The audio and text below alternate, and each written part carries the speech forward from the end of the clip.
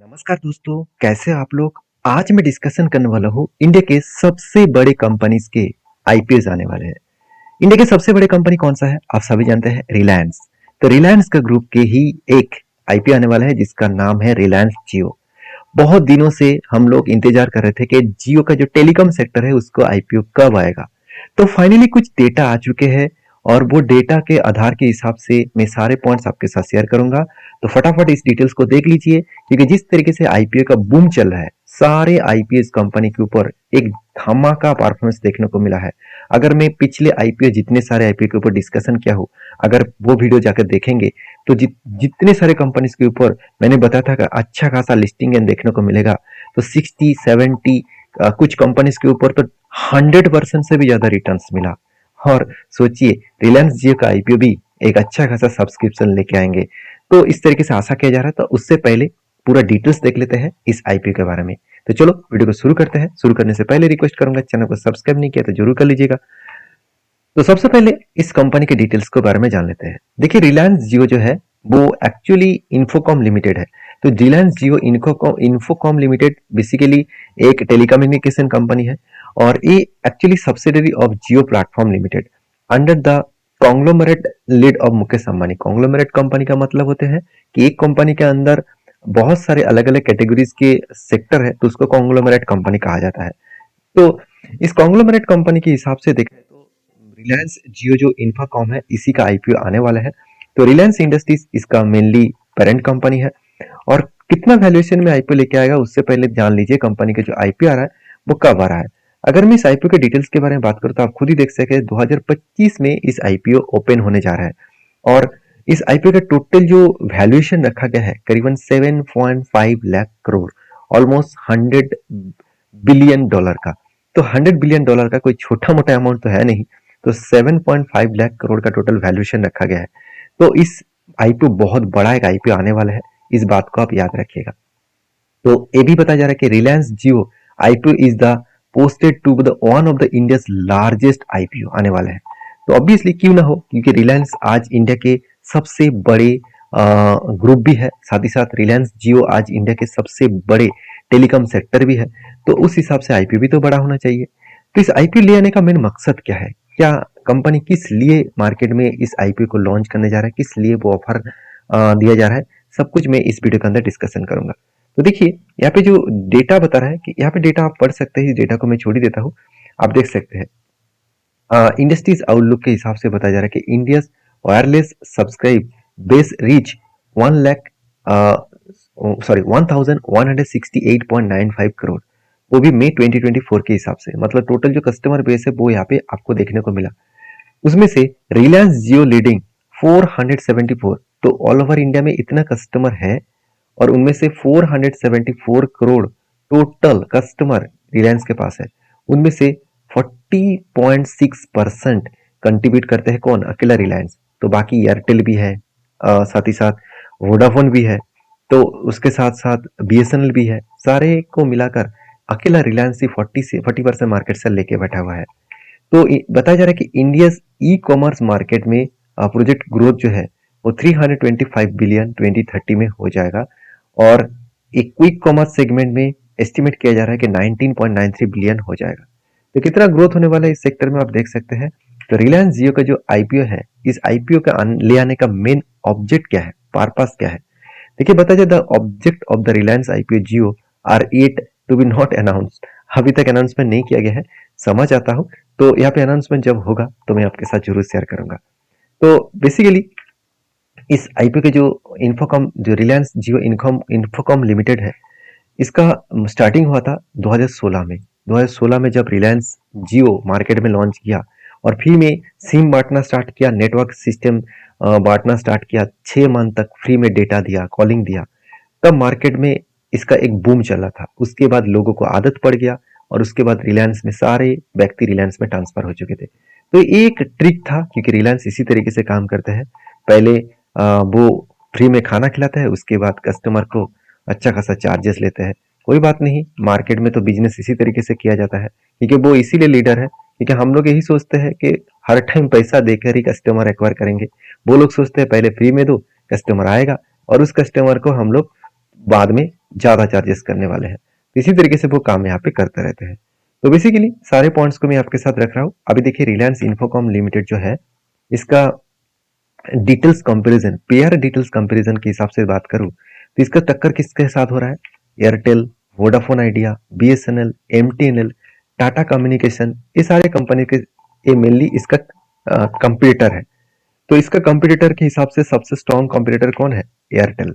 तो इसके बाद बाकी कंपनी को तो नाम लू ना लू, सब कुछ सेम टू सेम है, क्योंकि ये सारे कंपनीज का अस्तित्व ही देखा जाए तो ना के बराबर है। क्योंकि वोडाफोन आप जानते हैं वो कर्जे में डूबे हुए हैं। बीएसएनएल सरकार कोशिश तो कर रहा है इसको फिर से बूस्ट करने के लिए, कितना कोशिश सक्सेसफुल होगा वो तो पता नहीं।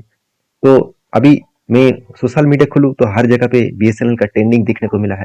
बीएसएनएल ऐसा कर रहा है, 5G ले रहा है, ये ले रहा है, वो ले रहा है, मगर मेरे घर में टावर ही नहीं है नेटवर्क ही नहीं है, माफी चाहता हूँ। तो आप कहेंगे सर आप कहाँ पे रहते हैं? तो देखिए आप किसी भी जगह पे जाए, अगर आप गांव में जाए, अगर वहां पे नेटवर्क है बीएसएनएल का तब ठीक है, अगर नहीं है तो कोई तो काम ही बनेगा नहीं। तो इस हिसाब से देखा जाए तो एयरटेल ही इसका मेनली कंपटीटर है। उसके हिसाब से फिर भी रिलायंस जियो नंबर 1 पोजीशन में बन चुके हैं, क्योंकि उसका 40% मार्केट शेयर उसके पास है। तो इस यहाँ पे देख सकते हैं इसके अलॉटमेंट डिटेल्स सब कुछ जल्द से जल्द आने वाला है। इसके लिए एंजल वन के ऐप्स आप यूज कर सकते हैं। ये सारे डेटा मैंने एंजल वन के वेबसाइट से लिया हूँ। तो ये सारे पॉइंट्स मैं आपके साथ शेयर किया हूँ। अभी देखिए इस आईपीओ का जो बाकी डेटा है वो डेटा अभी तक आया नहीं, मतलब इसका जो आईपीओ का डेट कौन सा होगा, कितना आईपीओ का साइज होगा और कितना प्राइस बैंड में आपको दिया जाएगा, सब कुछ अभी तक आया नहीं है। वो 2025 में आएगा तो मैं आपके साथ डिटेल्स में डिस्कशन करूंगा। उससे पहले एक पॉइंट्स आपके साथ शेयर कर लेता हूँ, कंपनी का परफॉर्मेंस कैसा है।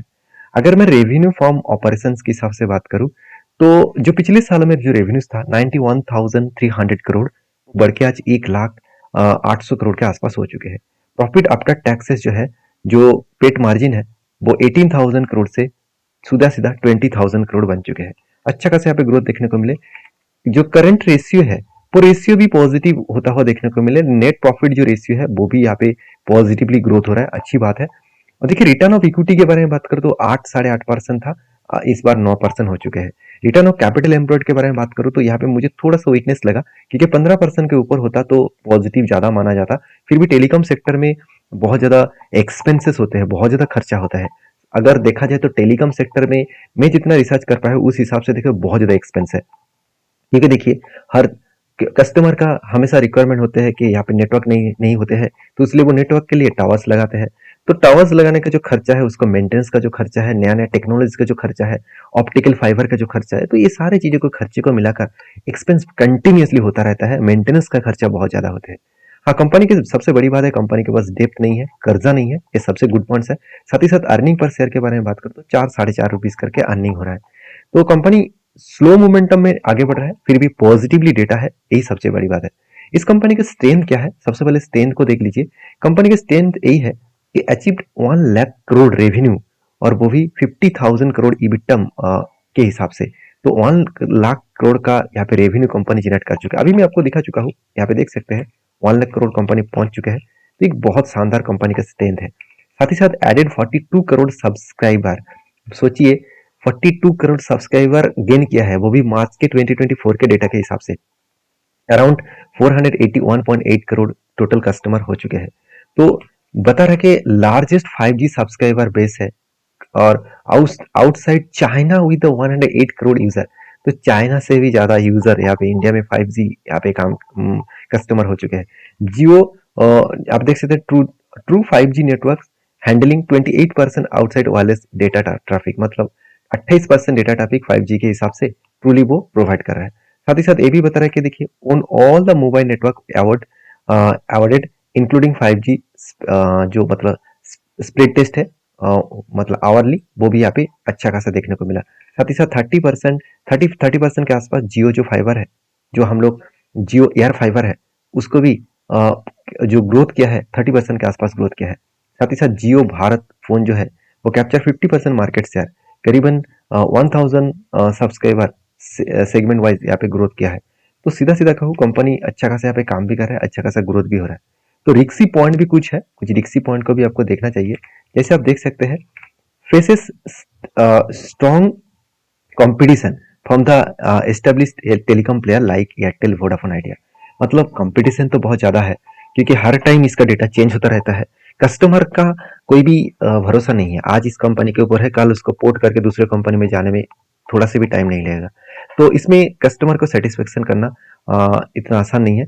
तो फिर भी नेटवर्क का सिस्टम अगर अच्छा हो तो कस्टमर तो रह ही जाते हैं। तो इसलिए इसका वोडाफोन एंड एयरटेल इसका कंपटीटर बहुत स्ट्रांग है, तो इस बात को भी ध्यान रखना है। दूसरी बात देखा जाए तो presently company Reliance industries carrying significant debt, मतलब कंपनी अच्छा खासा डेप्थ भी बढ़ा रहा है। अगर रिलायंस का पूरा के पूरा डेप्थ को देखो तो अच्छा खासा डेप्थ भी है। साथ ही साथ subject to frequent policies changes to government regulations, मतलब गवर्नमेंट हमेशा खुद के पॉलिसीज को चेंज करता रहता है टेलीकॉम सेक्टर के ऊपर।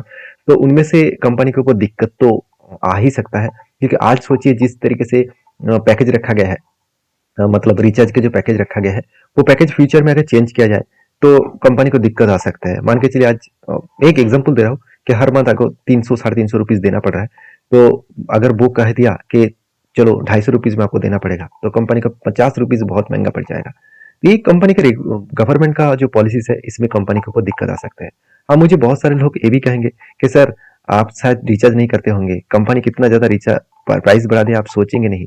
आप जाकर गूगल में सर्च कर लेना, गूगल में जाकर सर्च कर लेना, वर्ल्ड में टॉप जितने सारे कंट्रीज में वो सबसे सस्ते प्राइस में कौन नेटवर्क शेयर कर रहा है, वो है इंडिया। इंडिया के सेकेंड लार्जेस्ट कंपनी है जो नेटवर्क जो सर्विस दे रहा है, टेलीकॉम सर्विस दे रहा है, वो सबसे सस्ते में दे रहा है। जो डेटा सर्विसेज दे रहा है वो सबसे सस्ते में दे रहा है। आप जाकर गूगल में सर्च कर लेना, मैं खुद नहीं कहूंगा। तो क्योंकि हम लोगों को लग रहा है कि बहुत ज्यादा चार्जेस लिया जा रहा है, एक्चुअली जो चार्जेस लिया जा रहा है, अगर आप जब टेलीकॉम सेक्टर 2005-6 साल में टाइम में देखेंगे, तो उस टाइम एक सिम खरीदने में 999 रुपीज लगता था।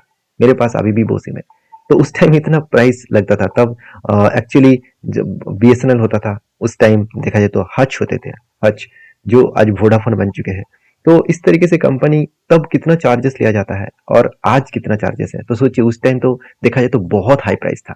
तो टेलीकॉम सेक्टर कोशिश कर रहा है इसको और भी अफोर्डेबल बनाने के लिए। तो यहाँ पे देख सकते हैं हाई कैपिटल जो एक्सपेंडिचर है 5G नेटवर्क के लिए, बहुत ज़्यादा खर्चा भी कंपनी करना पड़ता है। टेलीकॉम मार्केटिंग इंजीनियरिंग जो स्टेशन है, उसके लिए सब्सिडीज ग्रोथ भी करना बहुत ज़्यादा कॉस्टिंग आ जाता है। तो कंपनी का खर्चा इस तरीके से इक्विपमेंट्स देखा जाए तो रिक्स ही थोड़ा सा देखने को मिला है। बाकी देखिए कंपनी में तो रिक्स होगा ही, फिर भी रिलायंस जैसे जायंट कंपनी का ग्रुप है, तो उसमें से वो कुछ सोच समझ कर ही काम कर रहे होंगे। तो बाकी देखिए मैं सारे पॉइंट्स आपके साथ शेयर किया हूँ। अभी तक आईपीओ का डिटेल्स, बाकी डिटेल्स आया नहीं है, जब डिटेल्स आएगा तो मैं आपके साथ शेयर करूंगा। तो थोड़ा सा एक अपडेट है जो मैं आपके साथ शेयर किया हूँ।